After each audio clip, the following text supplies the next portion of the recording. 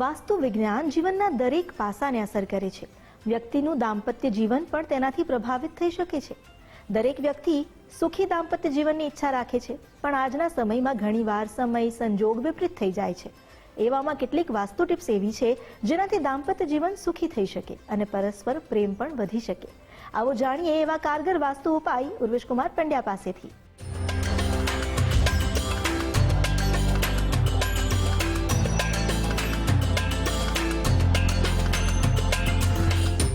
રામ રામેતિ રામેતિ રમે રામે મનોરમે સહસ્રનામ તત્તુલ્યમ રામ નામ વરાનને. ઓમ નમો ભગવતે વાસુદેવાય. શ્રી ગોપાલ કૃષ્ણાય નમો નમઃ. નમો નમઃ. તમારા બધાનું સ્વાગત કરું છું આધ્યાત્મિક મહાશક્તિમાં. આજનો વિચાર છે, દાંપત્ય જીવનને જો સુખમય પસાર કરવું છે તો વાસ્તુની દ્રષ્ટિએ એવા કયા ઉપાય કરી શકીએ કે જેના થકી આપણું જીવન મંગલમય પસાર થાય.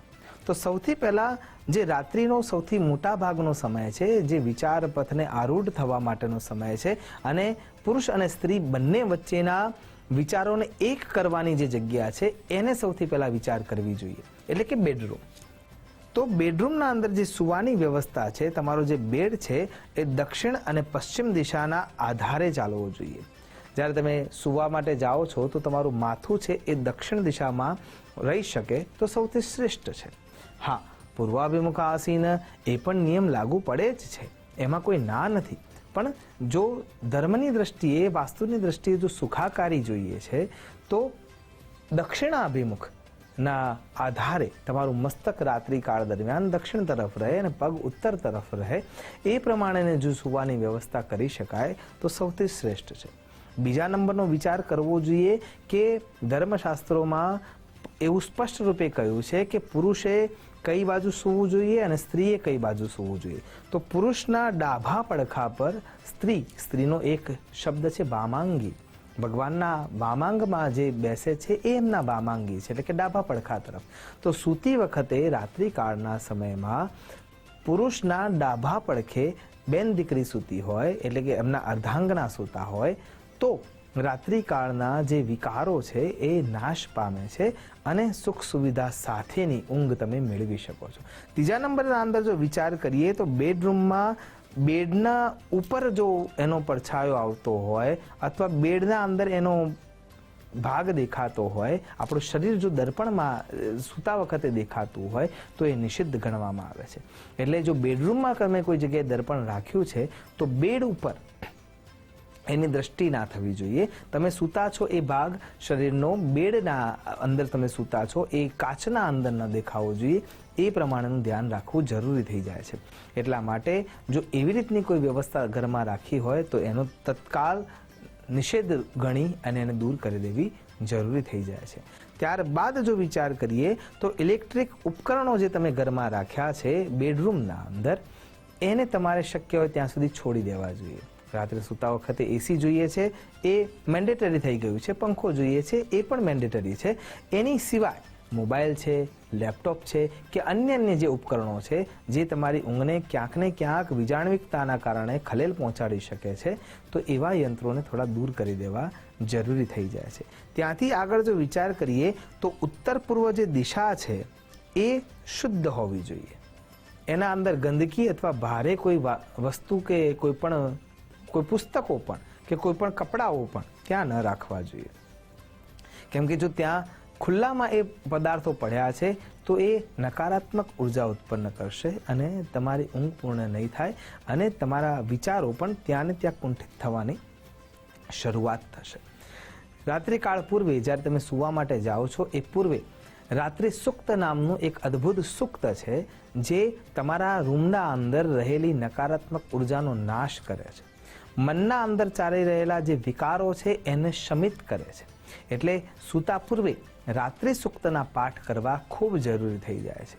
અને એના પૂર્વે જ્યારે તમે સૂવા માટેના વિચાર કરી રહ્યા છો એ પૂર્વે તમારા એ બેડરૂમમાં કપૂર, ગુગળ અથવા કોઈ પણ સુગંધિત દ્રવ્યનો ધૂપ કરવો આવશ્યક છે. જેથી કરીને અંદર રહેલા માકડ, મચ્છર કે અન્ય જે સૂક્ષ્મ જીવો છે એ ત્યાંથી દૂર થઈ જાય અને તમારી ઊંઘ સારી થઈ શકે અને પરસ્પર સ્નેહ બંધાયેલો રહી શકે. એટલા માટે આ ક્રિયા કરવી પણ જરૂરી થઈ જાય છે. એટલા માટે ઈશાન ખૂણામાં જે ખૂણો શુદ્ધ કરી અને પછી ત્યાં એક પાણીની વાટકી ભરવાની છે. બની શકે તો કાચનો બાઉલ રાખવો જોઈએ અને એના અંદર 1 ચમચી મીઠું ઓગાળી દેવું જોઈએ.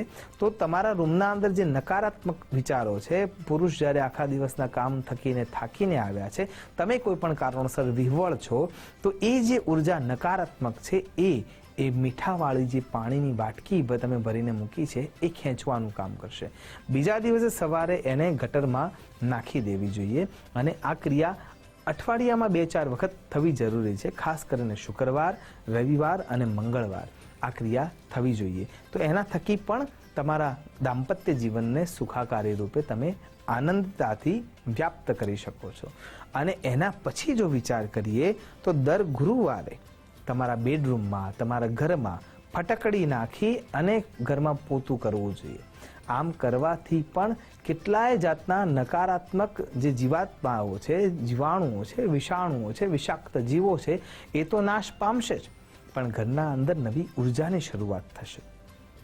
અને જ્યારે એ ઉર્જાને તમે આત્મસાત કરતા થશો, ઘરના અંદર પરસ્પર પોતાના સુખને વિચાર્યા સિવાય અન્યના સુખને પ્રધાનતા આપશો, તો દાંપત્ય જીવન ખરા અર્થમાં સુમેળભર્યું થઈ જશે. જે ભાર સાથે તમે જીવી રહ્યા છો એ દૂર થઈ જશે અને જે પ્રશ્નો આવેલા છે એ પણ થોડાક જ સમયમાં હળ થતા દેખાવા લાગશે. તો કહેવાનો અર્થ અહીંયા એ છે કે દક્ષિણ દિશામાં તમારું મસ્તક હોય એ પ્રમાણે સૂવાની વ્યવસ્થા કરો.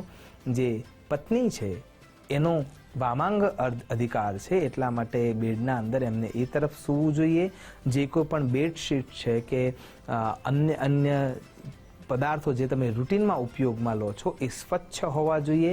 અને સાથે જો શક્ય હોય તો ગુરુવારના દિવસે રાત્રિકાળના અંદર જે હજારી ગલના અથવા પીળા રંગના જે પુષ્પો છે એ તાજા પુષ્પો રૂમના અંદર રાખવા જોઈએ. એ પણ જો પૂર્વ કે ઈશાન ખૂણામાં રાખવામાં આવે તો એની ઉર્જા તમને મળતી હોય છે.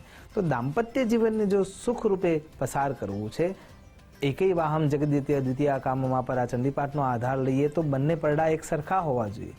તો એ બંનેના પરસ્પર સન્માનને ધ્યાનમાં રાખીને નિર્ણય લાવો.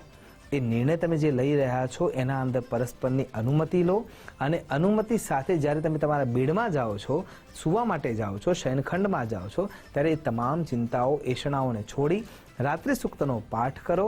રાત્રિ સૂક્તના પાઠ સાથે કપૂર, બ્રાસ અથવા ગુગળના ધૂપની જે સુગંધ છે એના વાતાવરણમાં ઉષ્માઓ પૂરી પાડનારા જે મંત્રો છે રાત્રિ સૂક્તના, એનો તમે સ્મરણ કરો અને ત્યારબાદ ભગવત સ્મરણ સાથે સૂવાનો પ્રયત્ન કરો. તમારું દાંપત્ય જીવન ખૂબ જ સુમેળતાથી પસાર થશે અને જે આવનારા પ્રશ્નો છે એ પણ હલ થશે.